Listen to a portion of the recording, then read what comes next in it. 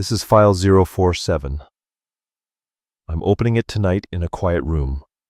The label on the folder is written in ink that has bled slightly at the edges. Werewolves of the Winter War. Beneath it is a location. The Khibiny Mountains of Karelia, a place that lies north where the snow never fully releases its grip.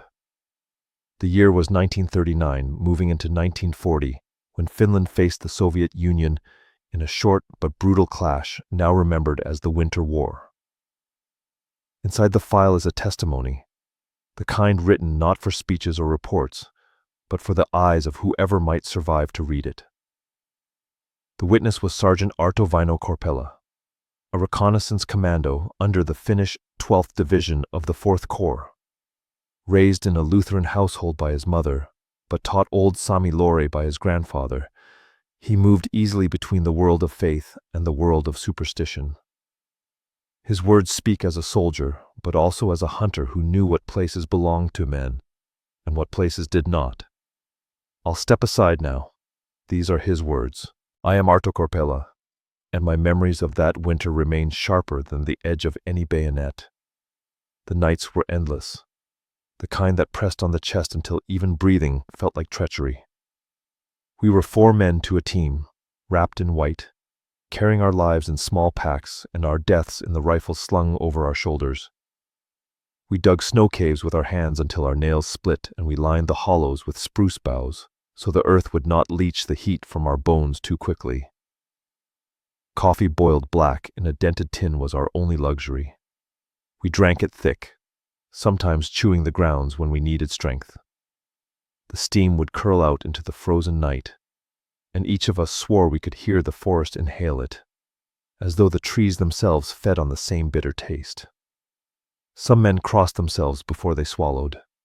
Others, like me, pressed a thumb into the snow and made a small sign, offering it back to the unseen watchers of the land. It did not matter if one man's faith contradicted another's. Out there, anything that promised a fraction of mercy was worth the gesture. Our task was not glorious. We were the eyes and the ears. We patrolled narrow valleys where the snow reached to a man's chest, skied across frozen lakes, where a single crack could swallow us whole, and kept watch on the ridges where the birches bent like pale fingers, clawing the sky. Every breath froze against the wool of our scarves, turning us into statues of ice. The Red Army came in numbers so great they seemed endless. They pushed through forests that hated them, across lakes that groaned under their weight, and into valleys where the wind itself seemed determined to flay them raw. They believed numbers were enough. They believed tanks could conquer ice. They had not yet learned that this land demanded a different kind of soldier. Our captain knew this. He told us to bleed them slowly, to let them freeze, to cut their columns apart with hit-and-run strikes until they could no longer remember why they had come. But he also told us to leave the high ridge of the Khibiny Mountains untouched. Let them have it, he said.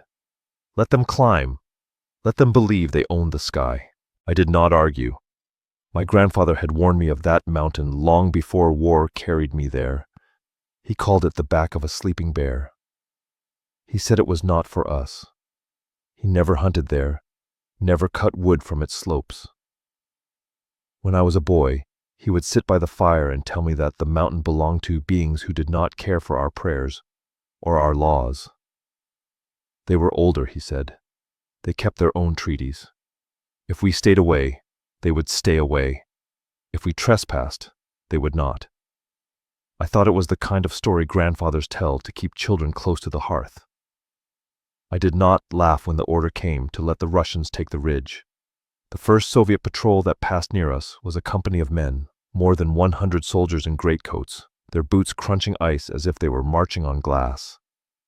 We watched them move not 20 paces from where we crouched beneath snow-white sheets of camouflage. They never saw us. They filed upward, weapons on their shoulders, their breath rising like smoke from a funeral pyre. I remember one man in particular, his cheeks raw and bleeding from the cold. He wiped his face with his mitten and left a smear of red across the white wool, like a warning he did not understand. When they vanished up the ridge, none of us spoke for a long time. Only when their footfalls faded into silence did Kalle, the broad-faced man beside me, spit into the snow and mutter that we had just seen dead men walking. He was not wrong. That night the wolves began to howl. Their voices rose and fell in long arcs that seemed to circle the valley. It was not the usual call of beasts marking the range or hunting in the dark. It was older, more deliberate, almost like chanting. The notes twined together, one rising as another fell, until it became impossible to tell how many throats carried the sound. My heart pounded so hard I thought the wolves would hear it. We set lookouts along the ridge, rifles cradled, eyes straining through the thin moonlight. Kalle swore he saw shapes moving along the crest. They did not walk like men, nor did they lope like wolves.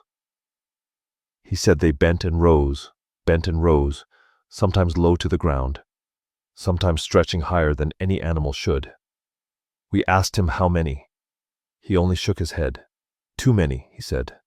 Too many to count. Just before midnight, the first shots cracked from the mountain. At first, we thought it was only nervous fingers pulling triggers in the dark. But then came the chatter of machine guns, the thump of grenades, the shrieks of men shouting in Russian. The muzzle flashes flared like foxfire along the ridge.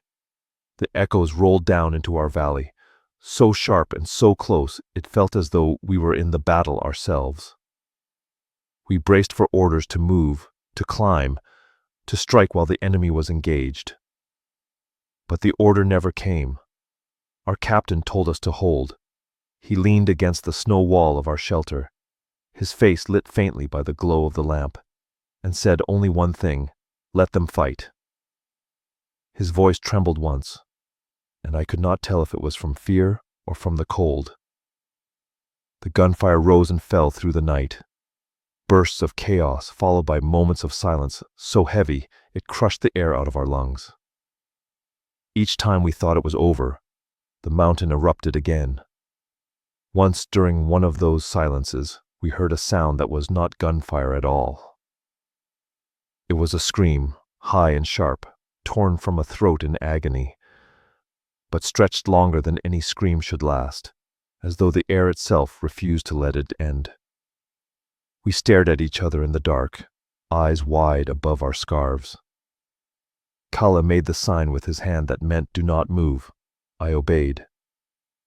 When the dawn came, the ridge lay silent, its flanks glowing faintly in the pale light. No men descended. No flares rose. The snow stood smooth, except where shadows pooled in hollows. It was as if the world had folded in on itself. That was only the first night. The morning after the first night of chaos on the ridge, we gathered in the hollow where we kept our fire low and our rifles stacked within arm's reach. The silence from above pressed harder than the gunfire had. The Soviets had not come down. No survivors stumbled into the valley. The snow was unbroken. It was as if the mountain had swallowed an entire company and smoothed its lips to hide the act. Kalle spoke first, muttering through cracked lips that the Sami were right. He said the ridge belonged to the vironsusi, the wolfmen of old stories, the ones who walked on two legs beneath the full moon but wore fur when the moon hid. He spat again, a quick motion, as if the act itself might keep the word from catching in the air. Our youngest, Ilka, laughed in the way men do when they are too afraid to stop. He said, "Bullets kill men, and bullets kill wolves," and that was the end of it. He pointed toward the ridge and asked why we did not climb, why we did not finish what the Soviets had started. He said there was glory in driving the invaders back with our own rifles, that God had handed us an opening. Kalle answered with a glare sharp enough to cut through the frost on his lashes. He told Ilka that God had nothing to do with that ridge, that the Khibiny did not belong to Lutherans or Orthodox or any man who bent his knee in church. He said the mountain was older than Scripture, older than Finland, older than Syria. Every line drawn on every map, it belonged to itself. I stayed quiet, but inside I felt my grandfather's voice stir like an ember waking to breath. He had taken me hunting near the Khibiny when I was small, just a boy chasing hares with clumsy feet. I remembered how he had stopped me at the base of that slope, his hand heavy on my shoulder, and told me to turn back. "Not today," he said, "not ever. The ridge does not welcome us." I had asked him why, and he had told me a story of a bear that was not a bear, a man that was not a man, and a pact made in whispers between hunters and things that lived where the trees grew twisted. "You do not need to believe it," he told me then. "You only need to respect it. That is the difference between a fool and a survivor." That memory kept my tongue still while the others argued. By the second evening, the unease had settled into our bones like the cold. We moved with stiff arms, eyes flicking too often to the ridge, as though expecting shadows to descend at any moment. The captain remained silent, as if speaking aloud might draw attention. Only once did he break it, when Ilka pressed him again to let us climb. The captain answered with a voice hoarse from smoke and frost. "You think men did that?" he asked. "Then tell me where the bodies of our countrymen are. Tell me where the Finnish dead lie. You cannot, because they do not exist. Do not ask me again." Ilka said no more after that, but I saw his eyes glitter in the lamplight, and I knew that pride still burned in him, pride that could blind a man worse than snow. That night the wolves began their song again. This time it was not a chorus, but a slow, deliberate rhythm. One voice rising and falling, another answering, weaving something almost like speech. It was as if the forest itself conversed in a language older than steel, older than men. Kulla made the sign again, fingers flicked sideways, palm out, a signal not from our captain or our manuals, but from hunters who had walked these valleys long before uniforms existed. It meant, do not listen too closely. Do not let the sound inside. I closed my eyes and pressed my mittened hand against my chest. I felt the rhythm of my heart stumble, then slow, as though the howl itself sought to match it. And in that moment, I thought of my grandfather's drum.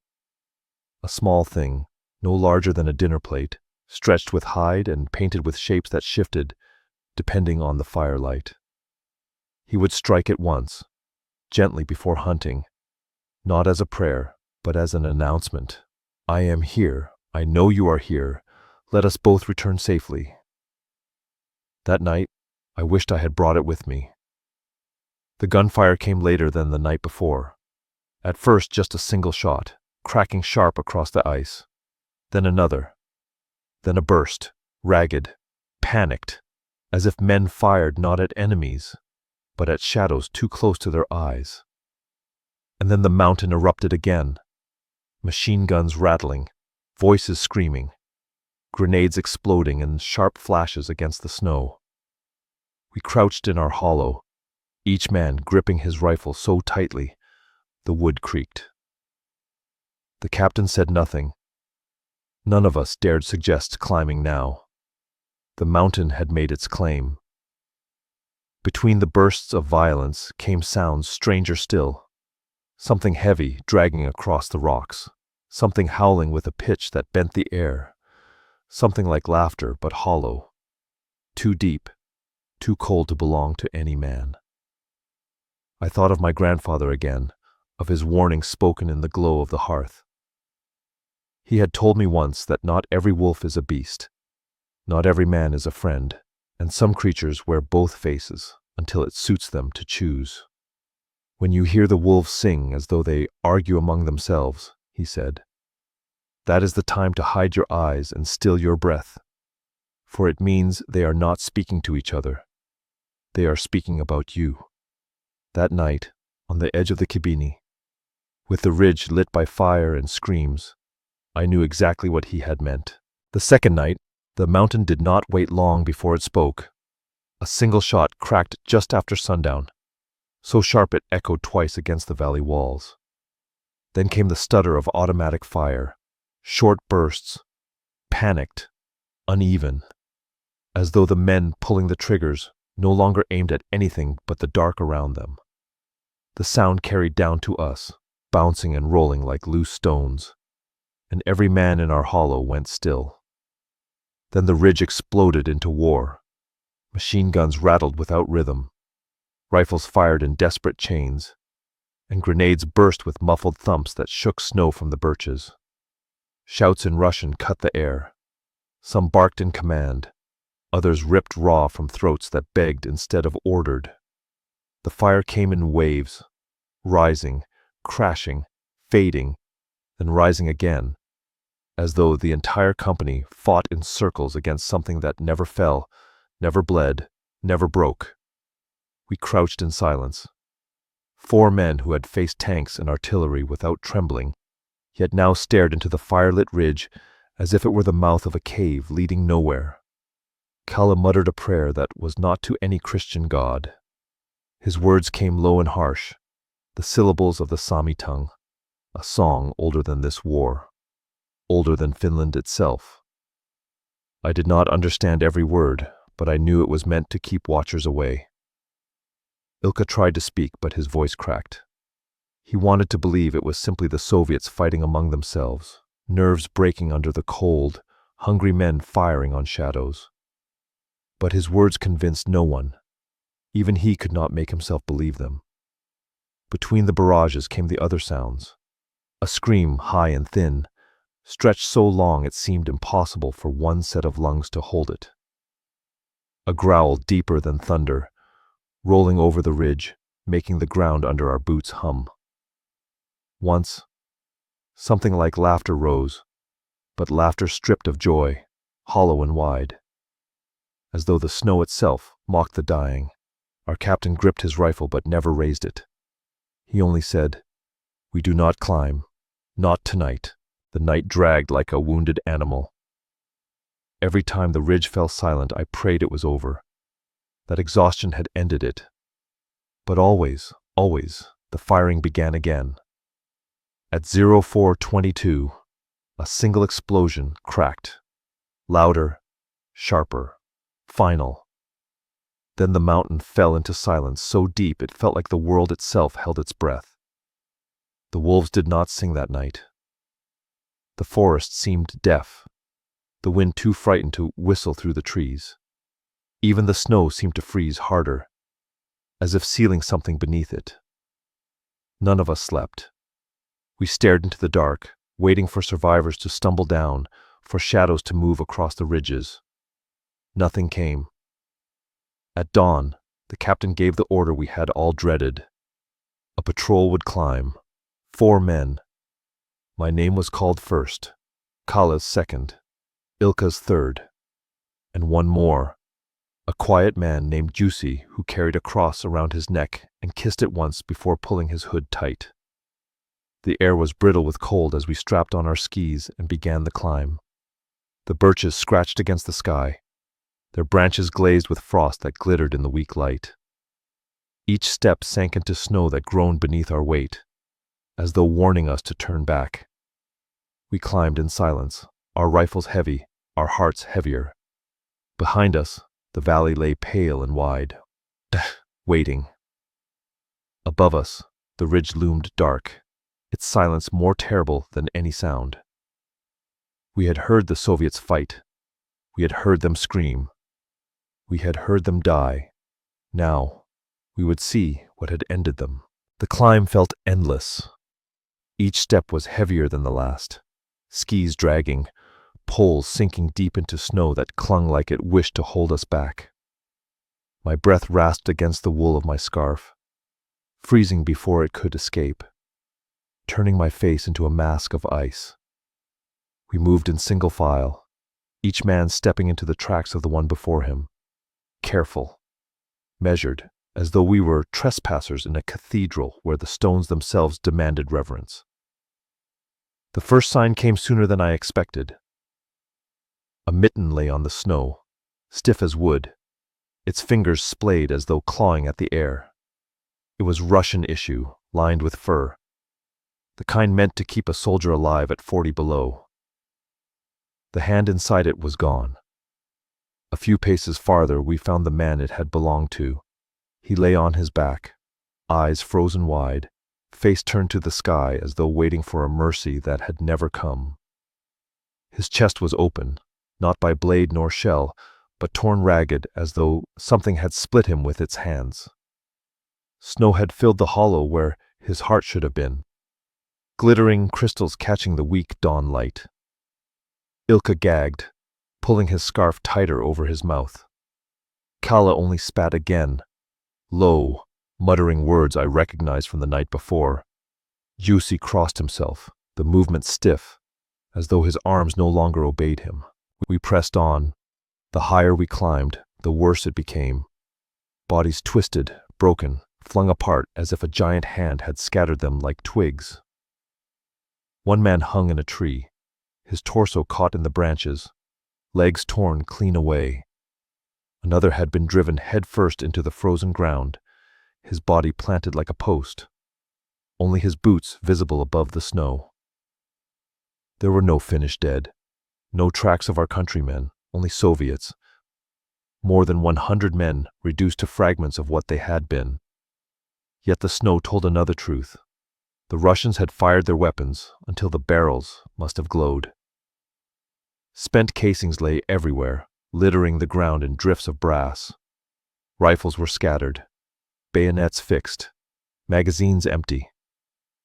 They had fought until the very end, and still they had lost. What struck me most was the absence of tracks. No retreat, no escape, no enemy trail, only the prints of men moving upward, and then nothing but ruin. Whatever had come for them had not left a path. It had left only silence. We paused near a rocky outcrop where the wind whistled like a flute. The snow was stained black in patches, not only with blood, but with something thicker, darker, a tar-like smear that reeked of iron and smoke. Kalle crouched and touched it with his glove, then pulled back as though burned. He whispered a word I had not heard since childhood. Otso, the bear spirit, the one hunters begged permission from before entering the forest. He said the Otso had walked here, and not in kindness. We found more signs of violence no man could explain. A rifle barrel, bent nearly double, as though wrenched by inhuman hands. Helmets caved inward, not by bullets, but by pressure, as though grasped and crushed. Trees scored with deep gashes, higher than any man could reach. The silence was unbearable. Even the crows had not come to feed. Only the wind moved, tugging at our coats, hissing through the branches as though warning us away. Then came the sound. A low groan, deep in the snow, so faint I thought at first it was my imagination. We froze, rifles snapping upward, eyes searching the drifts. The groan came again, weak, broken, human. We found him half buried beneath a mound of snow and blood, a Soviet officer by his insignia, his body shredded but still clinging to life. His breath rattled. His eyes rolled white, his lips moving in frantic whispers. We leaned close, desperate to catch his words. They were not Russian, they were older. Sami, perhaps, or something close to it. Words my grandfather had spoken in caution, words to name things that should not be named. He was praying, not to God, but to whatever had ended his men. Then his chest seized, his eyes bulged, and the last of his breath fled in a cloud of frost. His mouth froze open in a scream that no longer carried sound. We buried him where he lay, covering his body with snow, more for ourselves than for him. None of us wanted him watching us with those eyes. When we reached the ridge, the full horror spread before us. The company had been annihilated, limbs strewn, torsos hanging, faces ripped away. Some bodies stood upright, frozen mid-stride, though their spines had been broken, like grotesque puppets posed by unseen hands. The snow was painted red, frozen rivers of it running between the rocks. Jussi whispered that no weapon could do this. Ilka said no animal could either. Kalle muttered that it had not been animal or man, but something in between, something born from the old tales we were too foolish to dismiss. I could not answer. My grandfather's voice echoed in my mind. Some doors only open inward. If you knock, something will answer. We stood on that ridge surrounded by silence and ruin, our rifles raised, our hearts pounding, and in the corner of my vision, something shifted in the shadows between the rocks. Not a man, not a wolf, both, neither. Watching, waiting. That was when I knew the fight was not over. It had only been paused, waiting for us. The shift in the shadows was small at first, no more than a trick of the eye, the way wind can make branches seem to crawl against the sky. But then another shape moved beside it, and another, until we realized it was no illusion. They paced us in silence, slipping between rock and drift, their movements too fluid to belong to men, too deliberate to belong to wolves. Kalle whispered a curse under his breath and raised his rifle. The captain, who had followed us only partway up the ridge, hissed for him to wait. But it was too late. One of the shapes came close enough for the weak dawn light to fall across it, and I saw what words fail to capture. A frame too broad for a man, hunched and furred, yet standing upright. A muzzle where a mouth should be, steam billowing from it in white plumes. And eyes, God help me, the eyes not of a beast, but of an elder who had lived too long and grown weary of excuses. Kalle fired, the shot cracking like a whip. The thing staggered, then rose taller, the bullet lodged but meaningless, a nuisance rather than a wound. Its growl rolled across the ridge, shaking the snow from branches, thrumming through my chest until my teeth ached. The others surged from the rocks, not charging, not rushing, but advancing in a slow, deliberate circle. They moved like hunters confident their prey had nowhere left to run. Ilka began to fire wildly, screaming as he emptied his rifle into the dark. Each shot sparked against the snow, each muzzle flash a brief flare of hope that died as quickly as it was born. When his magazine clicked empty, the silence that followed was worse than the gunfire. One of the beasts lunged. It was fast, impossibly fast, crossing the space between us in a heartbeat. Its claws caught Ilka's coat, ripping fabric and flesh in one motion. He screamed again, higher now, flailing with his bayonet. For an instant, I thought he was lost. But Kalle shoved forward, ramming his rifle butt beneath the creature's jaw, forcing it back. Ilka collapsed into the snow, bleeding, trembling, alive only because Kalle refused to let him die. Jussi was on his knees, clutching the cross at his throat, his lips moving in frantic prayer. I do not know which god he called upon, but his voice shook so hard it seemed the words themselves might break. I raised my rifle and fired into the eyes of the nearest shape. The recoil knocked me back, the sound splitting my ears. The creature reeled, its head snapping sideways, but still it did not fall. Its eyes turned back to me, colder now, sharper, as though it had decided something final. The circle tightened. We were 4 men surrounded by shadows older than nations, our rifles almost empty, our courage cracking like ice beneath weight too heavy to bear. The air reeked of iron, fur, and smoke, so thick I could taste it on my tongue. Then, as suddenly as it began, they stopped. One by one the shapes withdrew, fading into the rocks and drifts, their eyes lingering, their breaths steaming, until only silence remained. It was not retreat. It was dismissal. They had chosen to let us live. We gathered Ilka between us, binding his wounds with torn cloth, our hands clumsy with cold and fear. None of us spoke. There were no words for what had happened, no language to bridge the chasm between belief and survival. As we stumbled down the ridge, I looked back once. The snow where the Soviets had died was still red, still littered with broken bodies, But the shadows that had watched us were gone. Only the trees remained, their branches creaking like old men whispering secrets. When we returned to camp, the captain did not ask for details. He saw our faces, our trembling hands, and that was enough. He wrote one line in his notebook: "The ridge is compromised. Avoid approach." He tore the page, folded it, and tucked it into his breast pocket. Nothing more. That night, the wolves sang again.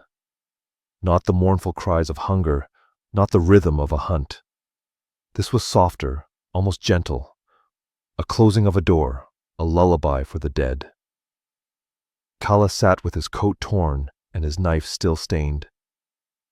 Ilkka shivered by the fire, his eyes distant, already far from us. Jussi held his cross so tightly his knuckles split.